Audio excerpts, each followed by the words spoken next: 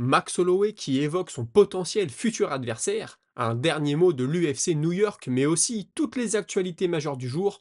Nous sommes le vendredi 15 novembre 2024, c'est le moment MMA, soyez tous les bienvenus. Man, how the hell you doing? I've been just fine living life with the noose and in my mind, all I hear is music. Watching your mouth move, damn you look stupid. I feel like everyone's a stranger. Small talk with your narcissist. Et on commence tout de suite avec Bonical qui va affronter Paul Craig ce week-end. Debout, il s'estime plus rapide et plus puissant. Au sol, il est bien conscient que son adversaire est extrêmement dangereux quand tu es dans sa garde, mais aussi en demi-garde.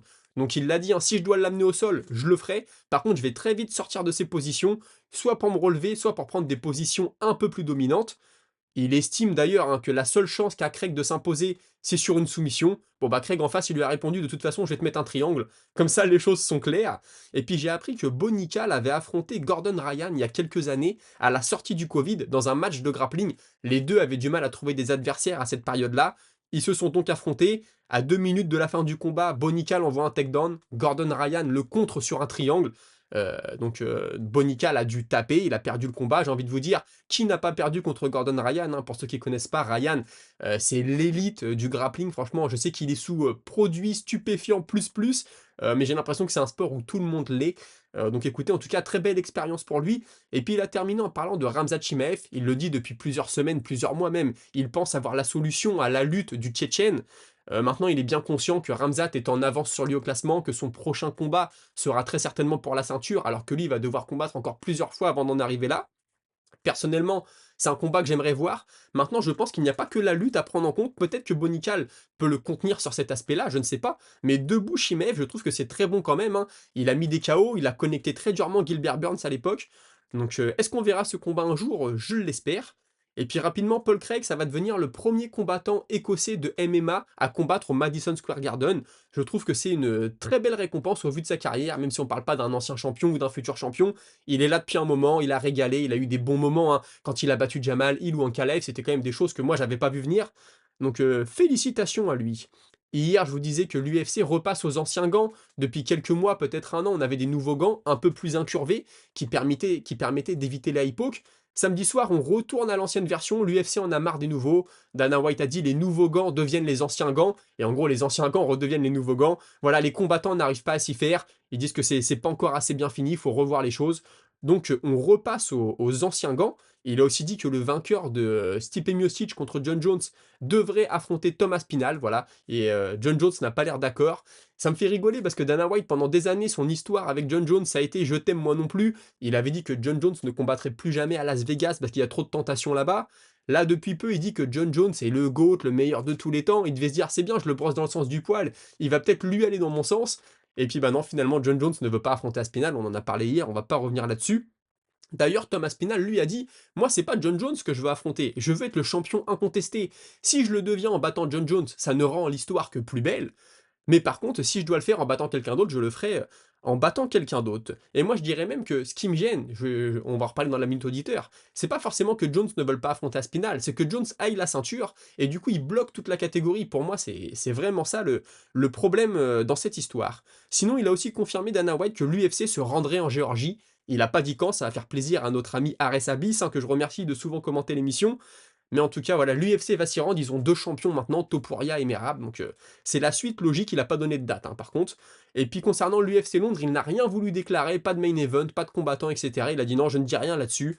Je pense qu'on en saura plus dans les semaines à venir. Et puis il a aussi dit que le remplaçant de Bilal Mohamed contre Rakhmonov allait être connu aujourd'hui. Je suis désolé, j'enregistre, il est midi, ça va peut-être tomber dans l'après-midi. Il y a une rumeur qui dirait que c'est Yann Gary. Je ne sais pas, parce que Yann Gary est censé affronter Buckley le mois prochain en main event en Floride. Est-ce que ça va se faire? Je ne sais pas, pour l'instant ce ne sont que des rumeurs. John Jones, lui, il n'a pas dit grand-chose, hein. Vous savez, cette nuit, c'était la conférence de presse avec tous les combattants sur scène et les journalistes qui leur posent des questions. Il a seulement dit que les choses étaient devenues personnelles avec Stipe Miocic depuis qu'il l'avait insulté et avait parlé de ses enfants. Bon, voilà, ça c'est une sorte de façon de vendre le combat. Miocic a dit qu'il avait jamais parlé de ses enfants, moi j'ai jamais vu passer. Et puis sinon, Stipe Miocic, on lui a dit, si tu bats John Jones, est-ce que tu es prêt à lui donner une revanche immédiate? Il a dit, écoute, je dis pas non, on verra. J'avais pas pensé à ce scénario. Je serais un peu déçu pour être très honnête avec vous, je pense que là, ce serait la goutte d'eau qui fait déborder le vase pour beaucoup. Mais voilà, Stipe Miocic, de toute façon, il dit jamais rien, c'est un taiseux. Donc il a dit oui, pourquoi pas, on verra. Du grand Stipe Miocic.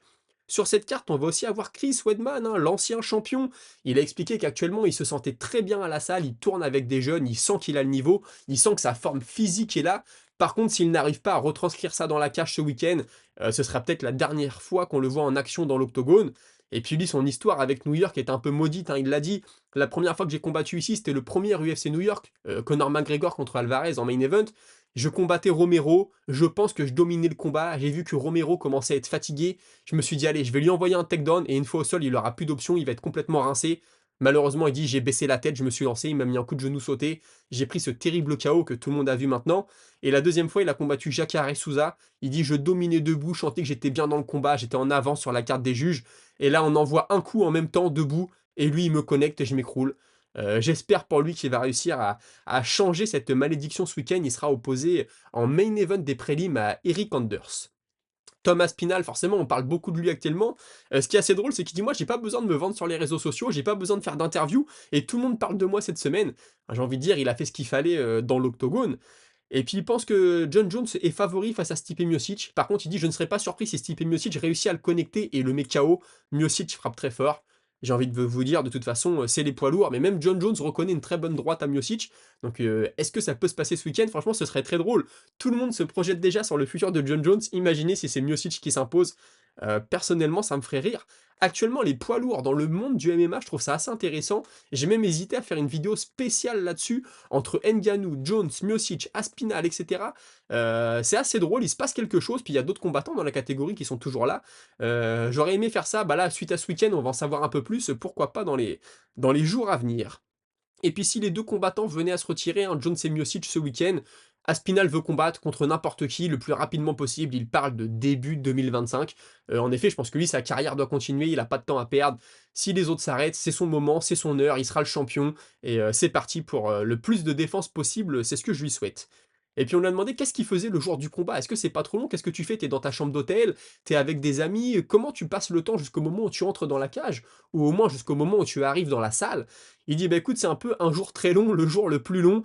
Des fois j'ai envie d'être tout seul. Au bout d'un moment j'en ai marre, donc je vais voir mes amis. Après j'en ai marre d'être avec mes amis, donc je remonte dans ma chambre. Il dit c'est que ça toute la journée. Ce n'est pas du tout le genre de journée qu'il a l'air d'affectionner. Mais je peux le comprendre déjà quand tu parles avec des combattants qui ont combattu à un niveau assez bas. Ils te disent ouais le jour du combat t'es très stressé, tu tournes en rond. Imaginez là quand t'as toutes les caméras du monde sur toi, que ta vie financière en dépend quand même un peu, hein. La situation financière de ta famille, je peux comprendre que c'est assez compliqué.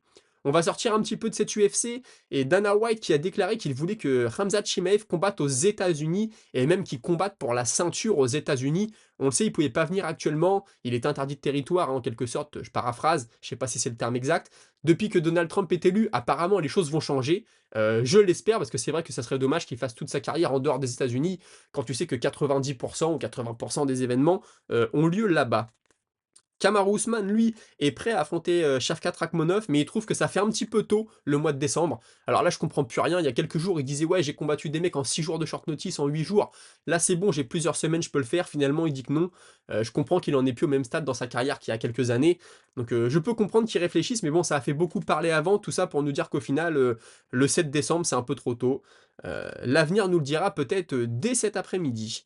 Max Holloway a entendu Oliveira hier qui a dit qu'il aimerait l'affronter pour la BMF. Il est partant à 100%, ce serait un honneur de partager la cage avec toi. Les deux se sont déjà affrontés il y a quelques années. Il lui répond tu es une bête. Donc Holloway contre Oliveira, pourquoi pas. Après, si Oliveira gagne ce week-end et qu'il a un combat pour le titre, je pense qu'on ne verra pas ce combat tout de suite, à moins que Holloway soit propulsé tout de suite pour la ceinture des légers quand tu viens de prendre un KO chez les plumes. Franchement, je n'y crois pas trop. Et puis sinon, on a Magomed Ankalaev. Dana White aurait dit à sa team que ça y est, il était le prochain en ligne pour Alex Pereira. Il remercie Dana White d'avoir clarifié les choses. J'ai pas pensé hier, mais quand John Jones a dit qu'il voulait affronter Pereira, c'est vrai, Ankalaev était encore le mec qui était laissé sur la touche. Ça devient presque un running gag, hein, une blague qui revient toutes les semaines. Bon voilà, les choses ont l'air de rentrer dans l'ordre pour lui. Pour en revenir à l'UFC du week-end, il y a quand même quelque chose que je comprends pas sur la carte principale. Les gros noms, c'est Nikal, Craig, Oliveira, Chandler, Jones, Miocic, mais on a quand même Ruffy et Lone Top qui ouvrent la main card, et ensuite Araujo et Silva, alors que dans les prélims, on a quand même Chris Weidman, on a Martinez, on a Jim Miller. Franchement, Jim Miller, je pense qu'il aurait mérité sa place largement sur la carte principale.